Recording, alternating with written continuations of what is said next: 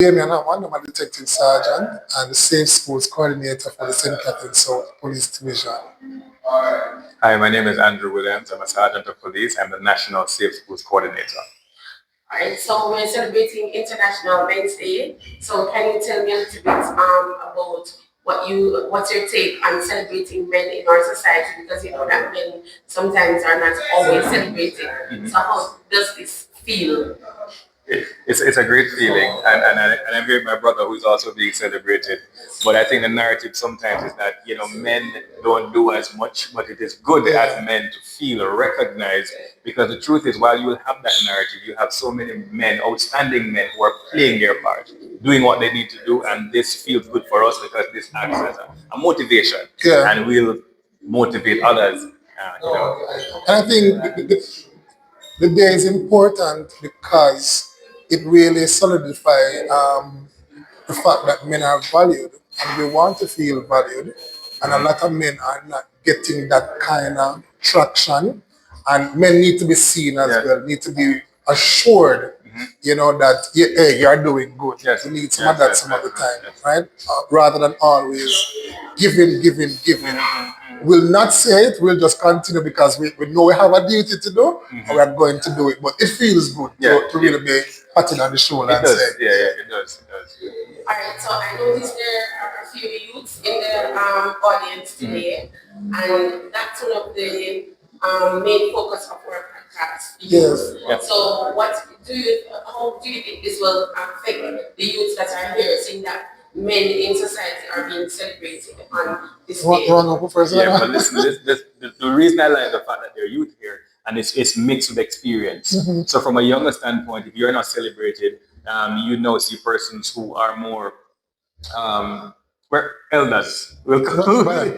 Elders, mentors, we'll call it. But from that standpoint, when they hear our stories and what we go through, they'll realize there's a shift in paradigm. So the generational shift is coming through them. So that's the reason we love the fact that they are included. And additionally too, because most of these youths are living in a contemporary society, the traditional way of a man is not, it's almost outdated, but it is not. Because you need that kind of traditional approach to ensure, one, you instill discipline and order. And that is what our youth need. Because when you look at social media, for example, and I'm sure we'll probably get a question about that, that is the example for most of the young boys, the men, right? And so they are forced to do certain things, to step up to do some things, but they need us as that gap, to bridge that gap, to say, hey, you don't have to fit in. Be your own self. Be a man, stand up to just being a man and delivering for yourself. You are to be a brand of your own self, and not what persons think or say of you. That's my take on it. I'm so happy that you brought up the whole social media influence, because that was a question that I was going to ask about the whole influence of social media. So how do we guide our youths from what is being shown on social media? All right, so Andrew is one of those persons who has a positive initiative program that he does, and it really touches and inspires youths. And he is at the higher level in terms of reaching youths across Jamaica. In my part of the vineyard, what I often see is the fact that this is an example, as I've said before, and the look at you not hip and you not hype. Social media is about this, even the old dressing. So sometimes, even event like this, and I see the boys coming in their school uniform, they're properly put together, and I notice a teacher is with them, and she steers them. So what I want the boys to know is that there is a time and place for everything, and that you are to present yourself a particular way. If you go and dance, that's different. You go to a party, that's different. When you come up to the corporate ladder, you are expected to deliver at a certain level. And so we want to build men who are dynamic. In everything that you want to mention as social media is guiding. So social media is a facade. It's really a facade, Because when you look at it, a lot of persons are living their life and they project a certain way. But in reality, what is it? Alright, so for me, I have a 13-year-old son, and he will say, "Mommy, you're old-fashioned." How do you deal with a situation like that? that you are old-fashioned? Yes, like when you try to explain certain people, say you're old-fashioned. She's part of the traditional group. The traditional I'm group. happy to be a traditionalist. The traditional part is definitely there. But I think with the advent of social media, children are now more exposed to a lot more content, and they will tell you that you are more traditional, but when you're traditions, you have certain values, and it brought me here.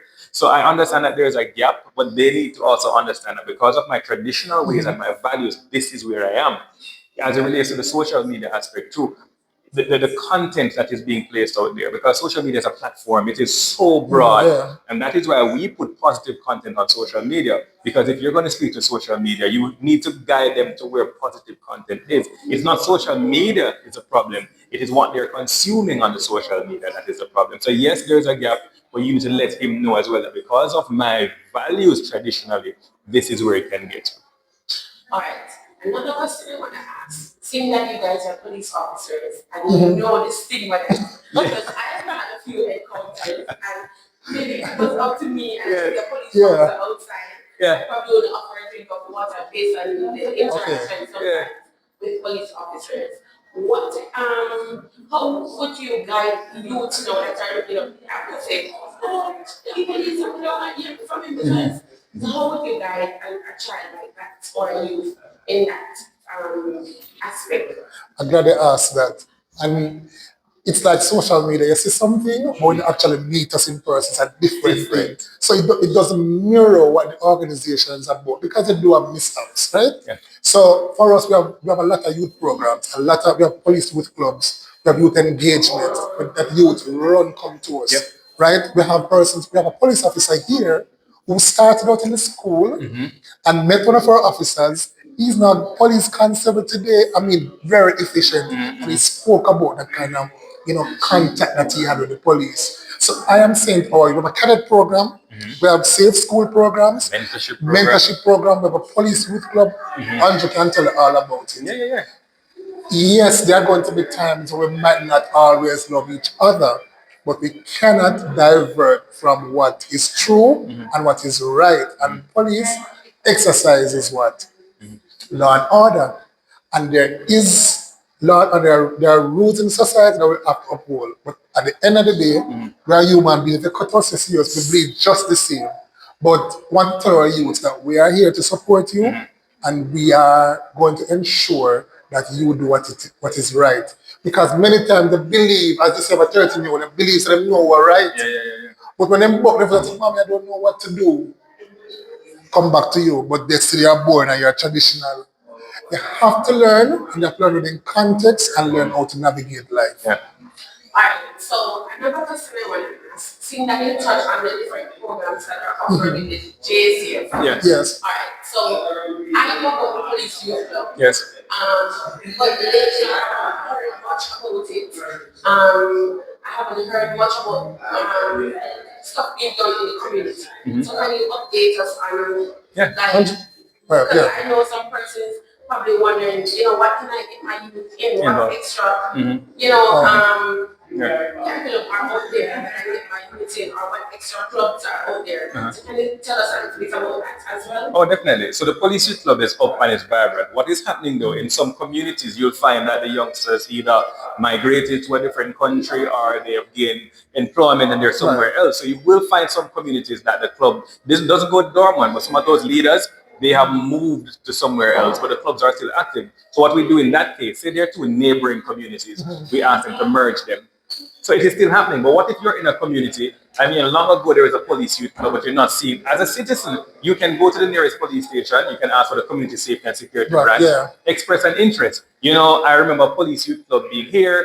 I have 5 persons or 6 persons who are interested. We want to go ahead and reestablish. And then you have your police youth club up and running. We're branching it even into the schools. So it's in the communities, but it's also now in the schools as well. And where the schools are concerned, the ones from the community, we ask them to help to monitor the school. So it's now with community, and you go and you monitor the ones in the schools as well. So it's up and running. But in addition to that, we have the cadet, as in Portmore, we have a cadet program. Some divisions.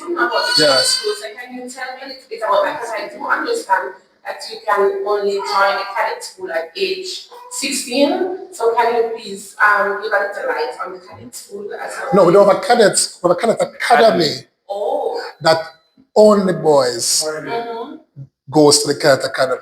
No girls goes to the cadet academy, right? So all of those kind of interaction is very good, and we ensure that one they succeed, and all of them. The other day, the cadet academy principal is Inspector Tanisa Jackson, and the boys did well in the CHC, right? But in each division, we the cadet program will try to ensure that we kind of bridge that kind of gap and kind of, for example, give them that early or that initial contact as it relates to that. It's all about discipline.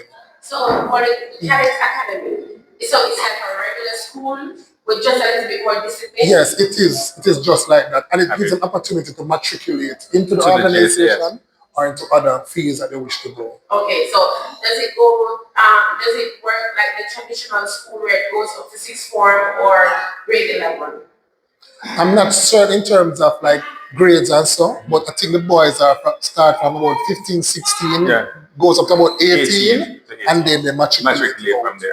Okay, all right. So, what would be your word of encouragement to youth out there that are watching that would like to emulate whether you or your partner standing beside you? All right. So my brother here. So here's what's happening. Try it for yourself. There are so many things that you will hear about the JCF. Try it for yourself. Do we have wonderful programs? And we have products of these programs as well. So if you want to know, somebody who came in and they were shy and they're now a public speaker, come in and ask us what is happening. The truth is, irrespective of what you're hearing, this is the place to be. Opportunities are endless. We just need you to come in wherever you are. We will build you into the man or the woman that you need to be. Thank you, officers.